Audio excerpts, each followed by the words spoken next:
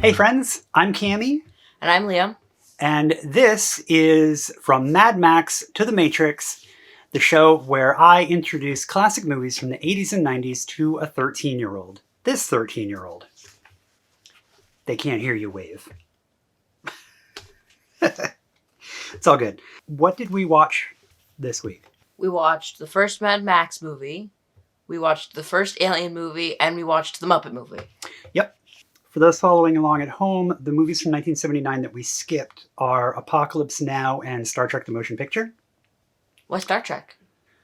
Because the first one, you've never seen Star Trek, so jumping in at Star Trek the Motion Picture is kind of a bad place to jump in. It's really better to kind of get into that series elsewhere. It's for people who watch the TV show. We are going to get to Star Trek, and we can talk all about why the motion picture is a bad place to start when we get to Star Trek in 82, I think. So we will get to Star Trek. Okay. So have you ever really binged movies like we did yesterday? Sitting down and watching 3 full movies in a single day? No. What was it like? Was it weird? Was it exciting? Like, how would you describe the idea of watching 3 full movies in a single day? It was interesting because I after I watch a movie, I normally have time to just sit and think about the movie. Yep. But when we were binging all the movies, I went from movie to movie. Yep. I have a whole show where I attempt to watch an entire franchise of movies in only 4 days. So I have to binge watch 2 or 3 movies in a single day in order to get through these, like 6 or 7 movies. And it is a completely different experience. You're right. But that's also one of the reasons I wanted to watch movies with you on Saturday and then talk about them on Sunday, so that your brain had some time to process. So you're looking forward to doing this again next week and then again every week for the next probably 25 weeks or so? That's about 6 months, so we'll be wrapping up probably in fall. All right, so the first movie that we watched was Alien. What I want to do with all movies is kind of get whether you liked it or not, and then we can do a tally of what your favorite movies that we watched are. So according to this star rating right here, 1 star is hated it, 2 stars is didn't like it, 3 stars is liked it, 4 stars is really liked it, and 5 stars is loved it. How would you rate Alien? Probably 5 stars. Okay. Because it made me think about it, and it also, the whole time, I was just like, where will it be? Yeah, that movie is great at building tension and atmosphere. So you liked it, clearly 5 stars. I'll give you some context as far as the director and the actors and stuff, because as we go on, you're going to see a lot of directors and actors coming back. So the movie was directed by a guy named Ridley Scott. After he did Alien was I believe his first feature film. He went on to be a fairly prominent director in the 80s and 90s. He's still directing now. He's still directing Alien movies, believe it or not. Still? Yeah, the last Alien movie that he made was 2016. What number was it? 7, I think? 7 or 8? Yeah, he's made a lot of them. Well, he's made 3. Other people have made the other ones. We will watch the second one, but we're not going to watch any of the other ones. They're not as good? They're not. The second one, for Alien, it's one of those rare cases where I think the sequel is better than the original. Okay, yeah.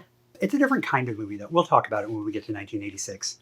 It also stars Sigourney Weaver, who we'll see again. It also has John Hurt in it. He's the one who played Kane, the one that the chestburster popped out of. I mentioned he played Ollivander in the Harry Potter movies. Yeah.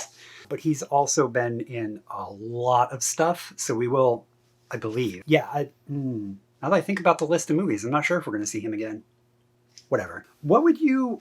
if you had to summarize the movie, if you were telling the movie, trying to get somebody to watch it, how would you describe the movie? Lots of blood, makes you think, and sci-fi. Very, very sci-fi. Okay. If you had to describe the plot, how would you describe the plot? A single alien goes around wiping out every member just slowly. One by one. That's a pretty good summary. So I have a couple of questions. What genre would you say it is? So you're familiar with film genres? Genre or genres? Are you asking me to place it in one genre or multiple genres? Just kind of how you would describe it. Science fiction. You describe it as sci-fi? Okay. There are a lot of people who would also describe it as more of a horror movie. I can understand that. Yeah, in the 70s, there was a genre of horror movie called a slasher horror. Basically, the concept of a slasher movie is there's a bunch of people, well, a small number of people, in a fairly isolated place who slowly get killed one by a monster until there's only one person left, and then they manage to kill the monster. And that's exactly what happens in Alien. But I would argue that the villain of the movie isn't really the alien. Do you know why I would say that? Yeah, because they pretty much, Ash let it in. Yep. And then they tried to kill it. Yep. I would say that the company was the real villain because the company put Ash on board specifically so that he would get the alien. And the crew was expendable. So yeah, I would say that Ash was the real villain, and by extension, the company that he was made by. So have you ever discussed like the theme and meaning in movies? No, I don't think I have. So the idea in film analysis is to do what's called a reading of a film. You can also do this with books. That's where reading comes from. But it's to kind of discuss what is the movie telling us as an audience. There are some movies that are just really surface level, that are just like some stuff happens. Like the Muppet Movie? The Muppet Movie is super deep. We'll get to that one. So movies will quite often kind of have a message for the audience. There's not really any right or wrong answer when you're looking at the theme and the meaning of a movie. It's just kind of another way of viewing the film. And I like to look at movies and kind of think of like, what is the writer and the director trying to tell us? What are they trying to tell the audience? And for Alien, one of the biggest readings that Alien gets is about gender politics. Do you know why I would say that? I don't. The movie is a bit of a bait and switch because the main character is Ripley, played by Sigourney Weaver, so a woman. However, at the time, it was really, really uncommon for a woman to be the main character of a sci-fi action movie. Because at the time, men were thought to be the best. Yep, and the movie plays with audience expectations of the time by casting a guy named Tom Skerritt. He was the one with the beard who played the captain. I'm forgetting. Dallas. Yeah, Dallas, thank you. So he was recognizable to audiences at the time, and he's kind of, in the first half of the movie, he's framed as like being the main character, as being the hero, but then he ends up dying. He's one of the first people to die. Yeah, because it was Kane, then... Was Dallas after Kane? Dallas was after Kane. I think Dallas was like the third one to die, because Parker's friend, I don't remember the character's name. Hang on, let me look it up. I'm going to have character names. He's played by an actor named Harry Dean Stanton. I know that part. Yeah, because Dallas was part of the team that walked in when the blood started dripping. Yep. He was the one, every time Parker complained about about his bonus and whatnot, he was the one who went, yep, right. I think he was the second one to die. Was that Kane? No, Kane was John Hurt, the guy who falls on the table and the chest burster pops out of. Oh, yeah. Brett. That's the actor right now, Harry Dean Stanton. So he's a lot older. I think he was the second one to die. I don't remember. Where was I? What were we talking about before that? Oh, gender politics. Yeah, so it pulls a bit of a bait and switch to make you think it's going to be about Dallas, but then it's actually about Ripley. Ripley's the real hero of the movie. If you think about it from that perspective, like, it's the men who kind of like talk over Ripley. She's the one who says, no, we need to stay in quarantine. We can't let that thing on board. We're all going to die. And Dallas argues with her about it. Do you remember that part? Yep. Ash was the one who let it on board because it was in his programming. But yeah, Dallas and everybody just kind of talks over Ripley.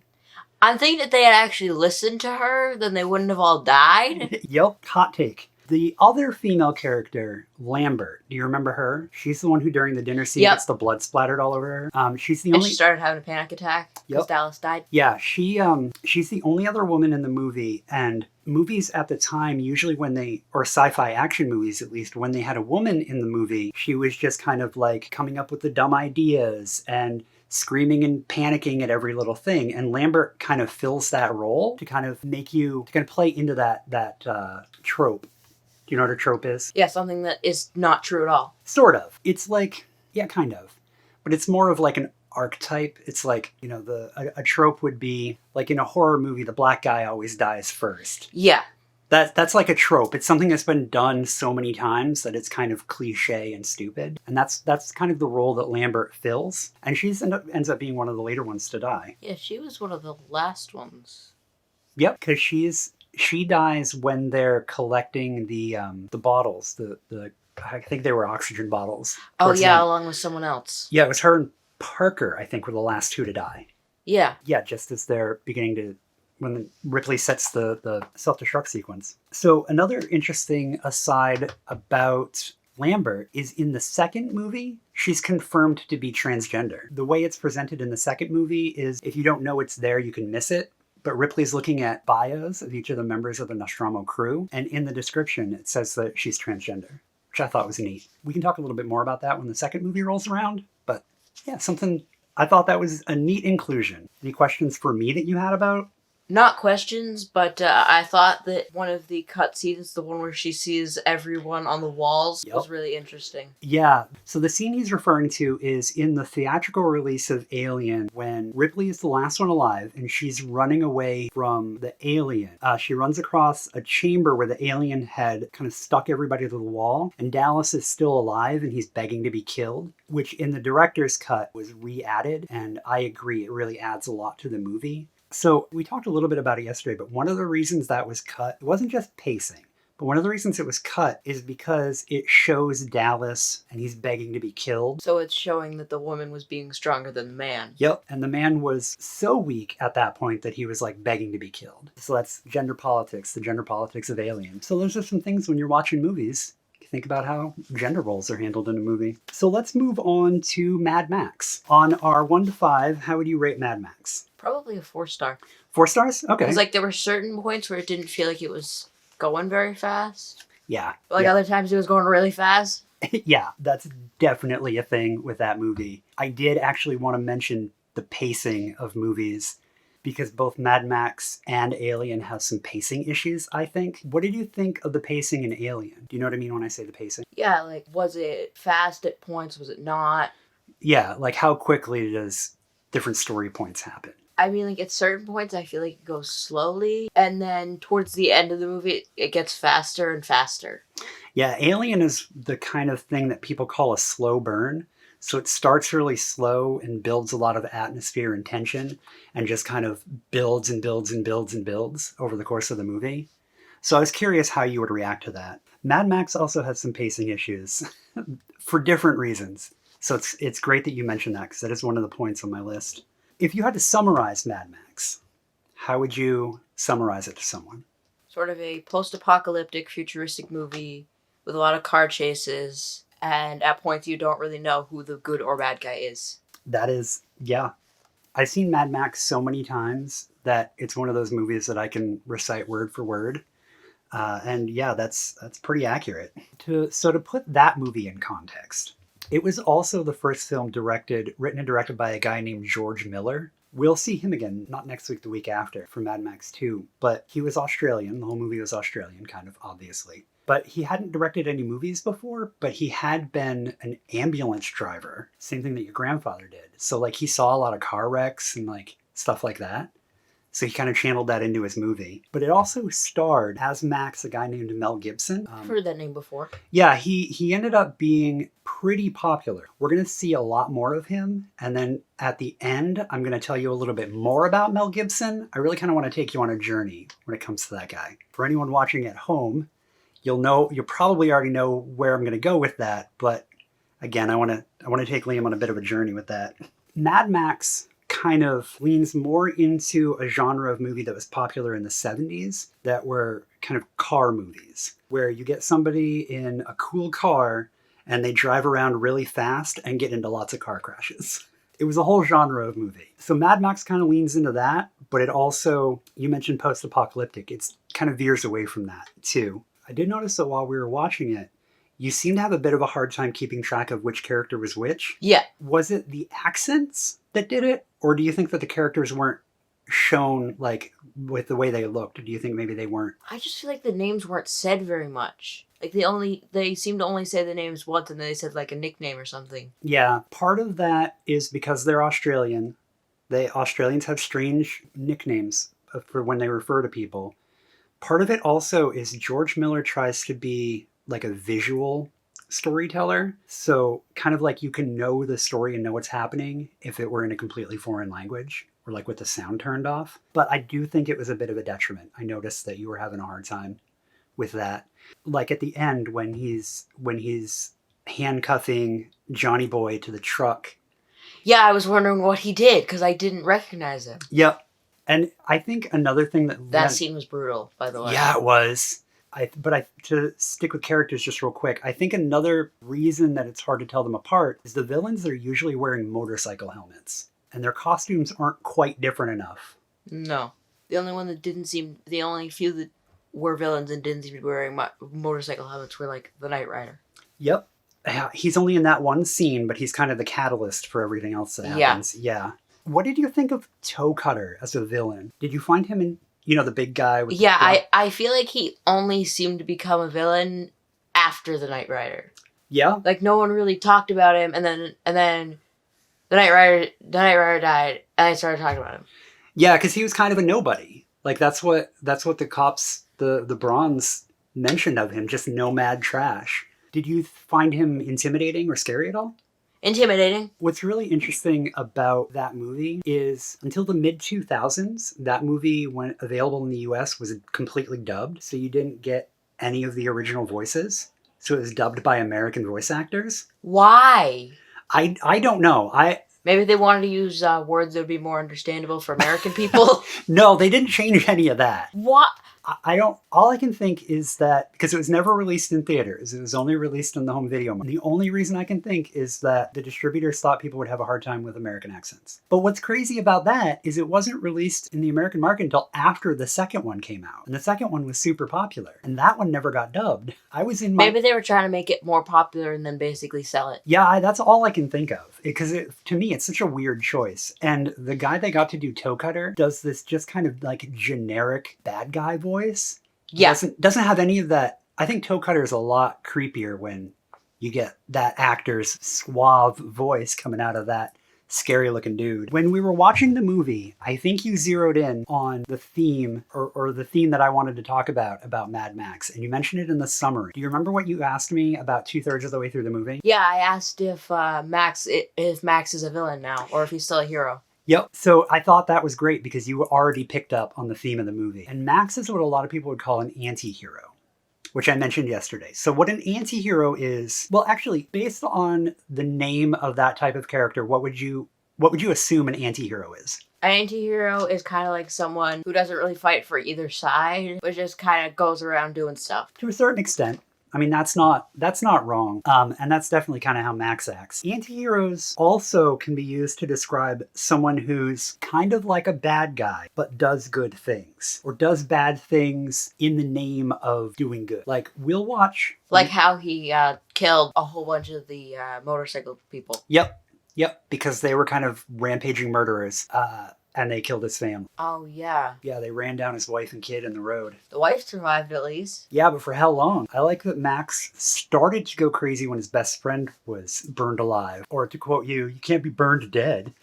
So the question that I want to ask you is, yeah, Max was an anti-hero by the end. He had no redemption. Absolutely an anti-hero. Maybe almost a villain because of that brutal final death. Yeah. Like, he kills Toe Cutter, the leader of the motorcycle gang. And instead of just calling it a day and going home, he spends a whole bunch of time wandering around until he finds Johnny Boy. And then he does that brutal, here's a hacksaw scene. Yeah. That was rough. So it shows that he's kind of entered into villain territory a little bit at that point. I agree. But the question I have for you is, do you think he was a hero before all that? The way the movie frames him, do you think he was framed as a hero? I feel like before that point, he didn't really do any bad things. Not explicitly. Do you remember Fifi McCaffey, the captain guy, the bald guy, gives his speech about the world doesn't believe in heroes anymore. Let's give them back their heroes. So that reads to and he does that all while Max is in the process of trying to quit because he's concerned that he's going to become that villain that he eventually becomes. Because he has the line of, if I spend much more time out there, I'm going to become like them, a terminal crazy. Which at the end he definitely does. 100% he does. Before that, McAfee's talking about heroes, but they want to keep him because he's good at what he does. He's good at tracking down people on the Anarchy Road and killing them. So people that they consider the bad guys, like Toe Cutter, kill people, and they're bad guys, we have to kill them. But then Max goes around killing people And, oh, he's a good guy. Yep, exactly. And the movie really wants you to question that. The movie really wants you to think about that. Because, like, he's introduced chasing down Knight Rider. And we know the Knight Rider is a terminal crazy. Yeah. Because he stole a cop car. But he stole one of the V8 Interceptors, and they called him a cop killer.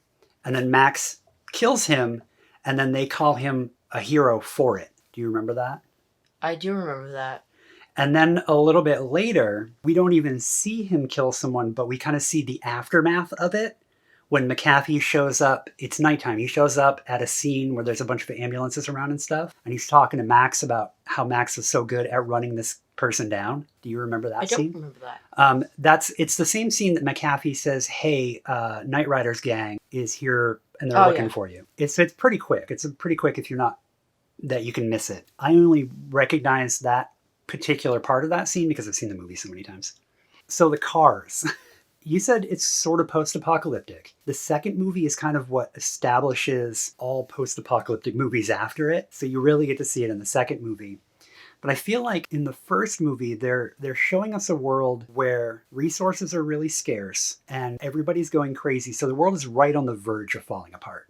Because like the mechanic in the scene when he shows off the V8 Interceptor, he talks about how he had to really scrounge to get all the parts to put it together. Yeah. And that was why it was such a big deal that Knight Rider stole the other V8 Interceptor and crashed it. Oh, because he said the last of its kind. Yep, the last V8 Interceptor. Wait, I'm wondering, when he said that he had to really scrounge for parts, was he meaning that he built one or he repaired one? I think a little of both. Scarcity is a real common theme in those movies. It's not a central theme in this one. It's a central theme in the later ones. And the car is cool as hell, I think. Yeah. Just wait until you see it in the second movie. It evolves. It's so cool. That car was custom built for the movie. They spent most of their budget on building that car. So just like the mechanic in the movie, they had to scrounge to put it together. What did you think of the pacing in that movie? Do you think do you think the action flowed really well, or do you feel like there was kind of like gaps? I feel like there were gaps, but the gaps were important. Okay. Yeah, no, the action wouldn't have made sense without the gaps. I agree. A lot of people will levy complaints against that movie about its pacing, and I can kind of see it, that there are times where it feels like it might be dragging a little bit, but I like seeing that stuff. I like seeing Max and his family trying to recover after Goose's accident and stuff like that. All right, so the last movie that we watched, moving on abruptly from depressing, the Muppet Movie. All these movies share a theme. They're all exactly the same kind of movie. So the Muppet Movie, on our 5-star rating, where would you place that? 5 stars. There was 5 nothing, stars? There was nothing that I didn't like about it. Fair enough. All right, I'm glad you liked it. How would you summarize that movie? Kermit goes on a journey to go to Hollywood and picks up a lot of people along the way. Yep, that's pretty straightforward. So you clearly liked it. Yeah. So let me give you some context for this one. I mentioned it briefly yesterday. The movie was made by a guy named Jim Henson, and he created the Muppets as we know them today. He originally created Sesame Street in the late 60s, and then in the mid 70s, he created The Muppet Show, which was basically Sesame Street for grown-ups. And then in 1979, he turned to The Muppet Show, which was just kind of this variety show where like stars would come on and they'd do skits and sing songs and stuff. So he turned it into kind of like a narrative movie. After that, in 1982, he made The Dark Crystal. He made a couple other Muppet movies, and then he made Labyrinth. He was really influential, and his friends in the studio he created, the Jim Henson Studio, worked on a lot of movies. So we'll see them come back a lot. Do you have any questions for me about that movie? Did they use, wires or something for when Gonzo was flying away on the balloons? That movie is wonderful when it comes to practical effects. Because there wasn't CGI back then. Nope, there was not CGI. Like I mentioned yesterday, the scene in Alien when they're approaching the ship and there's that little wireframe with the little squares, that's the most computers could do back then. That movie could have been, one of the reasons I love that movie so much, one of the reasons it's so classic is it could have been kind of lazy about it and to just have like the Muppets are in front of something and clearly the puppeteer is below it. They did a couple times, but so there's the bicycle, there's Gonzo flying. I still don't know how they did that. Mom and I spotted it while we were watching. Like I spotted a line below it that didn't look like it was from the bicycle, but that was it. And there was also the scene at the end when they're in the big movie studio. Yeah. Which I don't know if you noticed, Kermit's on a stool, just a flat stool with 4 legs. Yeah, and I saw the it looked like there was a hole underneath him. Underneath the puppet? Yeah. In the seat? Yeah, so somebody's hand was still sticking through there. So it's really, really neat how they were able to work around kind of the limitations. There wasn't blue screen elements, I don't think. Do you know what blue screen is? I know what green screen is. Same idea, older technology. The scene in the bar when Kermit and Fozzie are dancing, Yeah. I'm pretty sure that was partially blue screened, but I'm not 100% on that. So the bicycle, the way their bicycle worked is it was a puppet suspended from a crane on wires. So they basically just made an extension for the puppet. You can, if you look really, really closely, you can see the sun catches the wire that's attached to Kermit's back. It casts a shadow. No, it reflects real quick because the wire that they use is basically like fishing line. It's really thin, really clear, so it's hard to spot on camera. But basically, yeah, what they did is they just had the puppet hanging from a crane and just moved it along. So the little line that you saw is probably just a shadow from the crane. I saw a line below it and I figured that was like, I don't know, there's like a treadmill or something underneath it. Part of it, in order to stay upright, is I'm pretty sure this is the one. It might have been a later Muppet movie. But anyway, there was a third wheel on the bicycle that had a bar coming off one of the wheels, but it was arranged just right so that you couldn't see it from the camera angle. Yeah, because it turned the same way that the other wheel did, so all you saw was the one wheel. Yep, so it looks like Kermit's riding a bicycle. So that may have been the line that I saw. I didn't see it in front. Yeah, that very well may have been what you saw. It was in the back. Yeah, the rig that they made. I thought it was for this movie. It might have been for a later one. You also asked about the scene in the bar, and I explained it to you, but the scene in the bar where the dude throws Kermit and he grabs a hold of the ceiling fan. Yeah. And that's just a cut where somebody throws the puppet across the set, and then they cut to a puppet already attached to the ceiling fan, and then just line up the shots so it looks like Kermit is grabbing the ceiling fan, but it's actually two completely separate shots. The stool is cool as hell. This is an old school magic trick. Stage magicians do this. And basically the sides of the stool were solid, but they were painted. They were either painted or they were mirrors to look like the ground behind it. So from the perspective of the camera, it looks like you're looking through the legs of the stool and seeing the floor behind it, but you're not. You're seeing a facade on the front. So Jim Henson's inside doing this. That movie, the technical ability in that movie is cool as hell. When Animal pops out of the saloon at the end. Oh, yeah. Did they use like a minute? Did they make everything like miniature or something? I think it was a forced perspective, which is a miniature and then the camera, but they play with where the miniature is placed to make it look larger or smaller. And I'm pretty sure that was what that was. I don't think it was a 30-foot long animal head. I would get one of those. I would too. Rah, eat drums. I pointed one of them out. That movie is full of cameos. Do you know what I mean when I say cameos? Yeah, like famous people. Yep.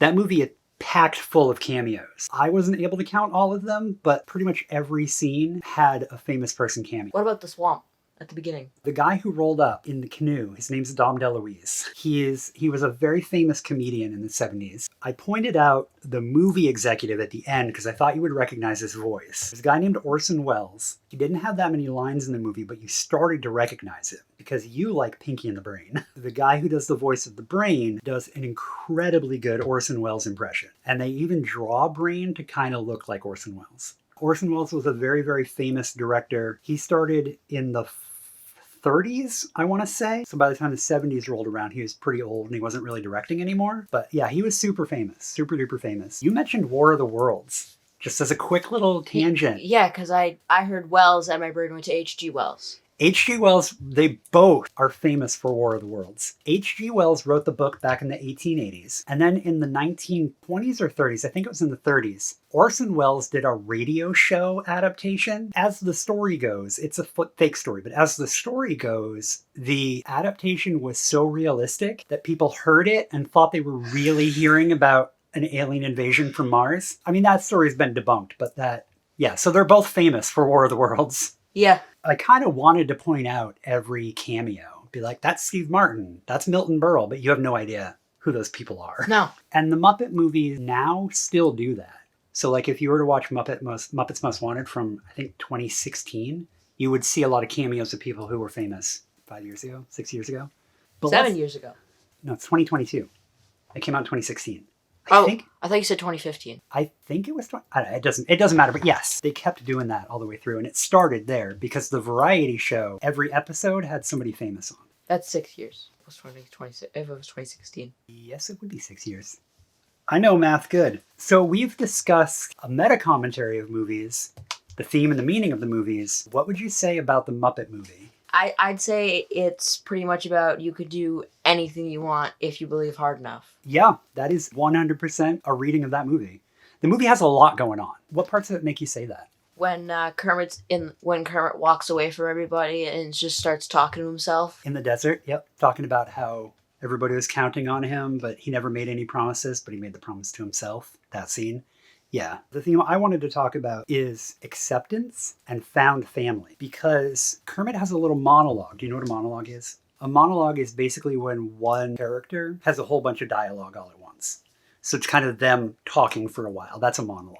When they're in the western town at the end, and Kermit comes out in his little cowboy boots and his cowboy hat and starts talking about a concept called found family. Found family is kind of loving and considering like family the people that you meet through your life. So not necessarily your brothers and sisters and your parents and stuff, but the friends you make. And that for a lot of people, they're a lot closer with their friends than they are with their family. Like, you're pretty strong with your family.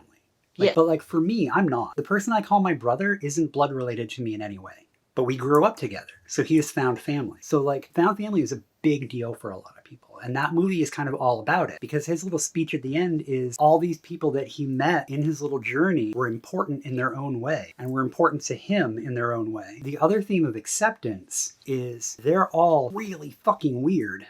Yeah. But that doesn't detract from them. They're still, in his opinion, they're still great individuals, no matter how weird they are. And their weirdness, in the case of Gonzo, is part of what makes them great. Yeah. So I feel like the movie has very strong themes of accepting people for who they are. Your idea of kind of believing in yourself and believing in your dreams, can you think of other scenes and stuff that kind of reinforce that? Probably the scene at Hollywood where they're like, we came this far, we're not gonna just go home. Yep, following through with those dreams to make them happen, and blowing pet dander at people. Yeah, that always helps. When I mentioned this to your mom, she had a completely different take on it. Her idea was that capitalism and corporate greed are bad because McCurdy doesn't care about anything except opening a bunch of frog leg restaurants. He doesn't care who he kills to get there. Yeah, because he was totally planning to kill Kermit. Yep, and he would willingly sacrifice any of his people for it. But not everybody is bad, because there's McCurdy's sidekick, who... Max, that was his name. Who at the end is like, I can't be part of this. Kermit gives this little speech and he's like, no, I believe a lot more in them than I believe in you. I also saw it when he was walking away, just see him throw down his hat right next to Doc Hopper. Yep, that green hat. That's a good example of symbolism in movies. Do you know what I mean by symbolism in movies? Things that mean other things. Yep, so that hat he puts on when we first see him. Puts that hat on. And the entire time that he is working for McCurdy, he has that hat on. When he is done with him, he takes the hat off and throws it on the ground. So it's a symbol of him quitting. Okay, cool. That was all I can think of. Do you have anything else that you want to add about these movies? No? Okay. This is a lot of fun. I'm looking forward to next week. Me too. Speaking of next week, we are going to watch, we're moving to 1980. I wrote 81 on my notes. That's wrong. We're moving to 1980 next. We've got two movies that we're going to watch. We're going to watch The Blues Brothers and Empire Strikes Back. I know you were looking forward to Star Wars. I thought you said Star Trek. We're going to get to Star Trek in 1982. Oh, okay. The second Star Wars movie was from 1980. Oh, yeah, because we already watched the first one. Yeah, we watched the first one a while back. Actually, real quick, when it comes to 1970s movies, you're pretty much caught up with where you need to be at this point. You've watched Monty Python and the Holy Grail. Ooh! You watched Star Wars, and you watched Smokey and the Bandit. Do you remember watching Smokey and the Bandit at camp? That's another great example of a 1970s car movie. It was also a 1970s trucker movie. Trucker movies were a big thing back then. Okay, cool. I want to plug our Patreon real quick. Do you know what Patreon is? You give people money. Give people money to continue doing what they're doing. And I have one. It's patreon.com/Carmilla, like my name, CARMILLA TLV, the letters TLV. I also have a tip jar on PayPal, paypal.me, also /Carmilla TLV. So I'm looking forward to next week. Thanks so much for sitting down with me. And thank you so much, everybody who is listening.